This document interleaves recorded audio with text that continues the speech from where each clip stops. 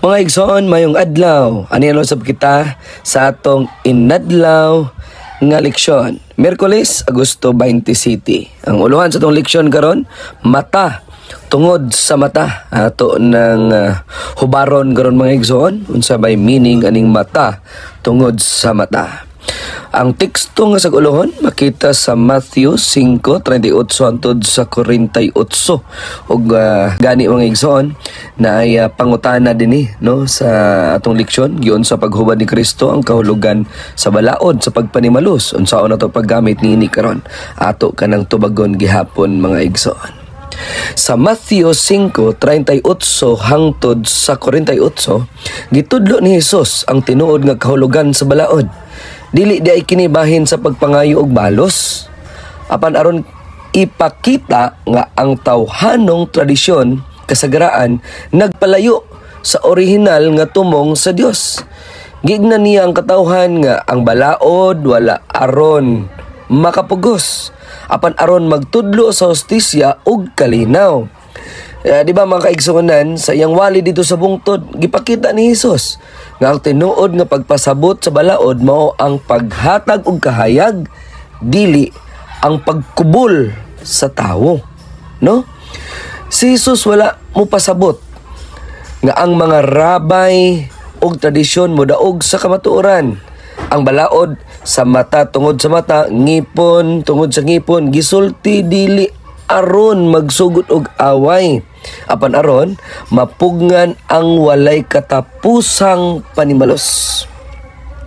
Ang tumong nini mga igsoon mao nga adunay proseso o hustisya nga motimbang dili personal nga kasuko. Sa ato pa mga kaigsoonan, ang balaod dili siya armas sa pagpangayo og balos, kundi usa ka pamaagi aron mapreserbar ang hustisya og panaghiusa. Mga kaigsoonan, klaro nga si Jesus mao gayod ang naghatag sa balaod. Nasayod unsay tinuod nga tumong niini. Ang balaod gitukod dili aron magpadako sa kasuko, kung dili aron magpahimutang sa kalinaw ug hustisya sa katawhan. Mao na mga kaigsoonan nga sa dihang gipakita niya ang orihinal nga kahulugan. Gitudloan kita nga ang tumong sa Dios mao ang pagpasig-uli, dili ang pagguba. Ang tinuod nga hustisya dili makit-an sa panimalos mga kaigsoonan, apan sa pagpasig-uli og paghimo og kalinaw. Og mga igsoon, dinita sa pangutana sa tong leksyon, no? Naipangutana diri sa katapusang panid sa tong leksyon karong Miyerkules, sa unsa nga paagi ang pagkaamgo nga sa umalabot modangat ang hustisya ug motabang kanimo sa pagsagubang sa tanan inhustisya nga atong makita sa kalibutan karon. Mo na ang tubag mga igsoon.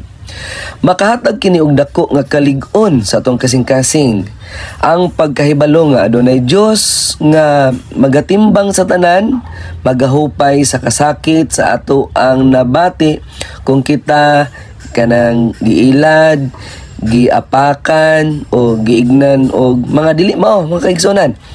Apan ang hustisya sa Dios dili gyud malangan.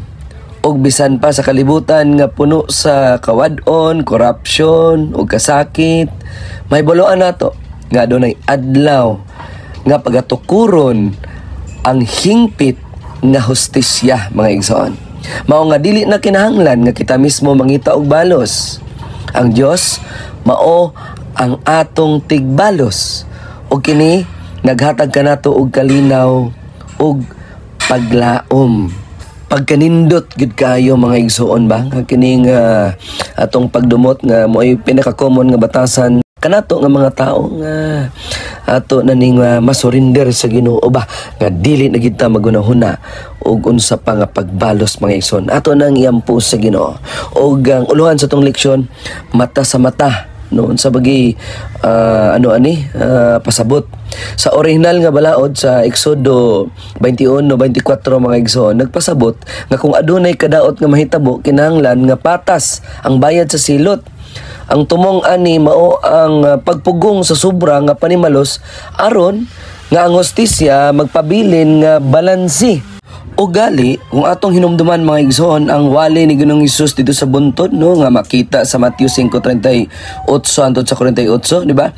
Gisulti ni Ginoong Hesus nga dili nato gamiton ang balaod isip rason sa pagbalos. Ang iyang pagtulon-an mao nga ang tinuod nga espiritu nga balaod mao ang pagpugong sa kasuko ug paghatag og kahigayunan nga mas labaw ang gugma kaysa panimalos. Sa panapos sa atong leksyon nining adlaw mga igsoon, sa tibok natong leksyon, atong nakita nga ang tinuod nga balaod si Dios dili kalagot o balos, apan gugma o gustisya. Si Jesus mga igsoon nagtudlo nga ang tinuod nga kusog dili makita sa panimalos, kundi sa pasaylo o pagpugong sa kaugalingon. Ang kalibutan karon nag-awas sa kasuko og pangita og balos. Apan ang tinuod nga tinun-an ni Kristo motindog sa lahi nga dalan. Dalan sa ginatawag og kalinaw. Ang atong panawagan mao nga ipuyo nato ang espiritu sa hostisya nga gitudlo ni Ginoong Hesus kanato. Og magpaabot kita sa katapusan, ang Dios magahatag sa hingpit nga hostisya alang kanatong tanan. Mga igsoon, mag-ampo ta. Amahan na mo nga balaan dalaygon ikaw o Diyos sa walay katapusan.